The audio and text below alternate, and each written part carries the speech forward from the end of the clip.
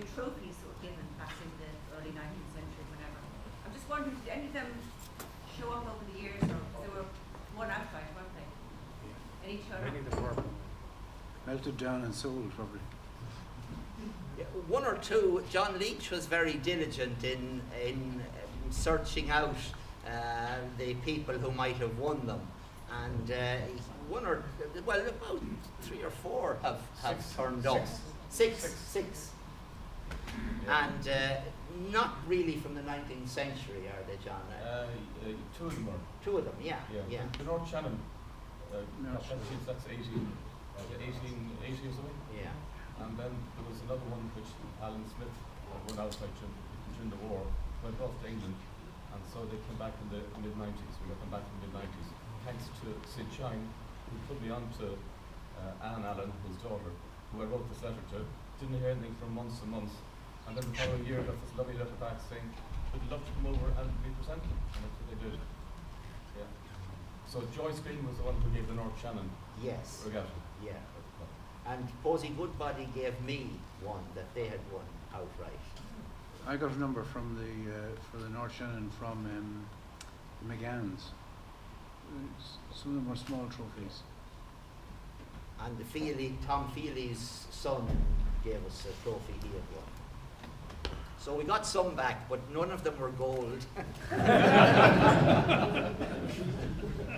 John. Could you outline the history, Vincent, of the North Shannon, when it came into being and when it finally ceased?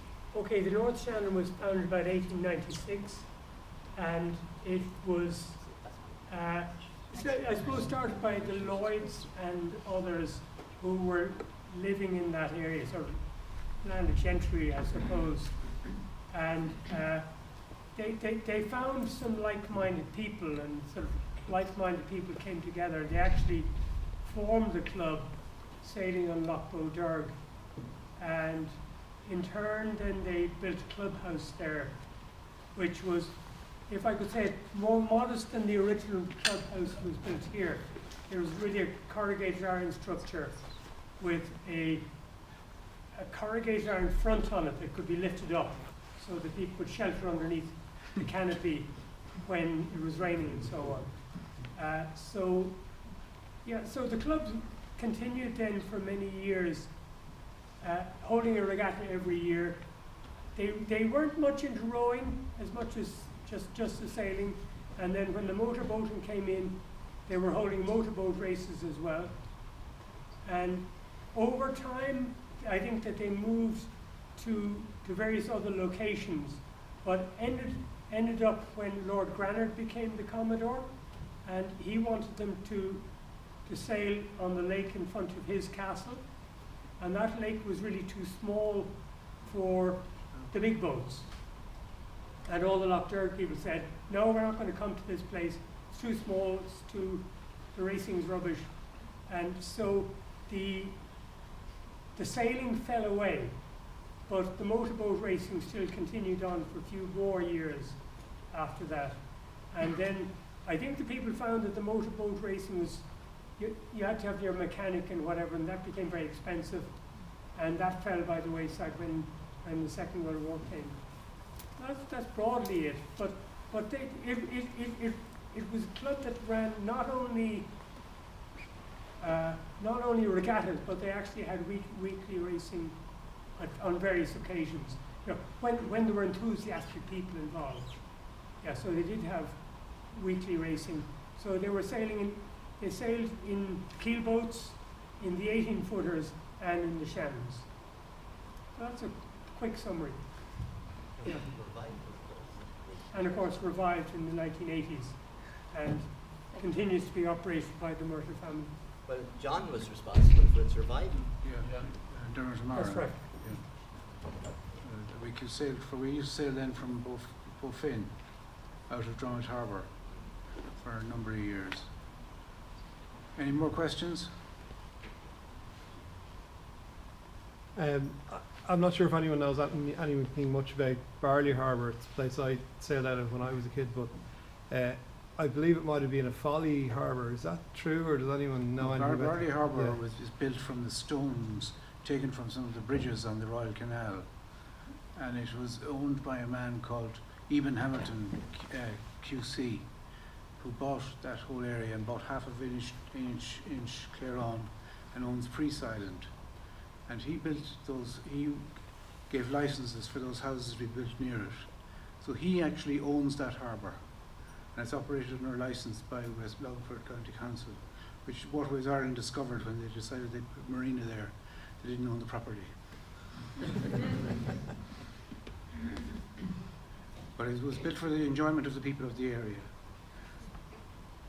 But the plan was to build a few hundred houses there, Yeah, which never really happened. There's only about 6 houses. and Hamilton restricted it, and still, if you want to build a house anywhere in the area there, he has control over it. You have to get a license from him to build the house as well as getting planning permission.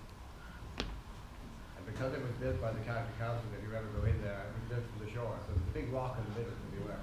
But the two things I want to say was, one was, the first person in the, Damien may have been at the same time, but I think the person we actually approached was Bert Hannon. Yeah. And so the first race was actually, he had an IDRA 14. So the first cruiser race was with the Shannons in an IDRA 14, as far as I know. And then the others all came along. I think that's it, isn't it? And the second thing is just an amusing incident that, as you know, we have always been very high payers of caretakers and people. So when it came to Daisy's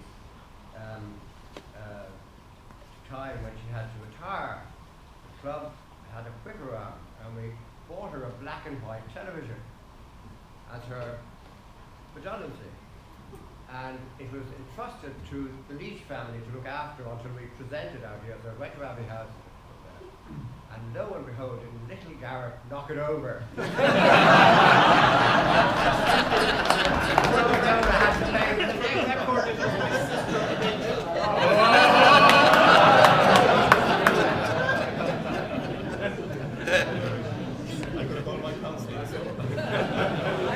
Reggie. I'm probably the only person from Lough here, except for John, who's here. But I remember coming here in 1952, and I can also remember the Madras party. And I was living on the Phoenix. I was about 12 or something at the time. And the Madras had this wonderful cocktail party. They were all little baby out of a 144 box. And there were baby gins, there was powers, there was all this sort of thing. And of course, we used to get up early in the morning, and I remember coming ashore and going around sampling these lovely which did not go down very well with the senior members of my family. But I've had some great times here, and I'm fascinating talk, and I'm very grateful that I came up here this morning. It's been absolutely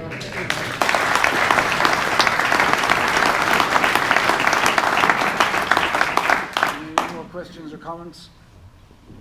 Just if Harry could expand what happened in the club here when the sailing was done over in Hudson Bay. Yes, well, we still retain the premises here, and it was largely used for swimming because there was a jetty, and so before we'd actually, well before we'd left, we had a very good member called Ricky Nally, who was an engineer in the ESB. In fact, when he left Athlone, he was made an honorary member of the club because he'd done a lot of work here, and he had built a diving board which was an awful obstruction for sailing, but however, at the end of the jetty, a high diving board, and so that gave a bit of a swimming flavour to the place, and it was largely used for swimming even in the 1950s and 1960s, and of course, we couldn't stop people swimming, but we kind of discouraged that when we came back in a way. And one of the things we did was eventually to remove the high diving board, which seemed to us to symbolise everything that we didn't want the club to be about. But Ricky returned in later years when he was an old man, and we gave him a very, very, very, very warm welcome. There was one other thing that maybe I should say. After the dinghy weeks, the club, some members were very taken by the IDRA 14s, and 3 of them were built locally. under the supervision of Tommy Gallagher, that would be Jimmy Reed's uncle, who was a genius with his hands. And they were built by Sid Shine, Tommy Gallagher and Billy English. And they were called, Sid's one was called Acidity, Tommy's one was called Atomic, and Billy's one was called Ability. And there was another man in Athlone named Malachi Cullen. No, not Malachi Cullen, sorry, Malachi Kelly. And not sure what he did, but anyway, he bought an IDRA 14 from Dublin or somewhere, and he brought it down, and he said to Tommy Gallagher, "What name should I give it?" And his name was Malachi, and Tommy said, "Why don't you call it a mallet?" So there was a bit of IDRA 14 sailing in the club, but that was it, and it never really took off. I think one of the factors behind it was the difficulty in getting crews for the Shannons. It was felt very hard to get a third hand sort of thing, or sheet hand, or whatever it was. But anyway, they fell away, and the boats weren't used, and eventually they were all sold off to the IDRA class in Dublin. Some of them may still be operating in Dublin. But he was a little Sorry, feature. I'm Ian Sargent. Oh, right, yeah. Historian of the IDRA class. There is one of them still sailing in Clontarf, 71. Right. Atomic. Atomic, yeah. And the other thing is, they also put, as not alone did they put their Christian names into the name of the boat, but they had the A for Athlone. Yeah. So that's why they all began Yes, with that's A. right. That's right. Yeah. And I'm interested in just talking to you about a mallet afterwards. Yeah. I haven't been able to trace what number she was. I don't know. Any more comments or questions? With that, we'll conclude, and thank you all for coming. It's been a very interesting morning, and it's a great crowd, and I think it's been well worthwhile. Thank you, Commodore.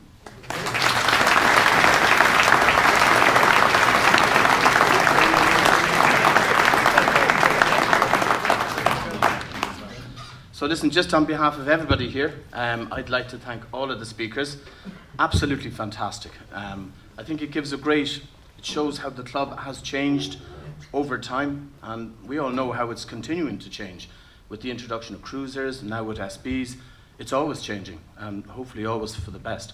I have one question though for you, Herman, on the Optimus. There's a wooden Optimus down in the sail shed, Mac the Knife. Was that one of the original boats? Yes. Okay, so we still have one of the original Optimus in a shed down below that still sailed. I knew it was yours. Yeah, yeah. Well said for many years. It was a tremendous effort by Herman and Edwin in starting that whole class, and everybody's benefited from it since. Okay, so listen, if we could give them a round of applause, please.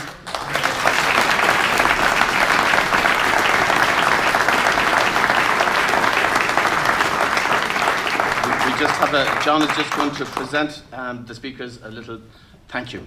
So guys, again, thank you very much, and safe home everybody.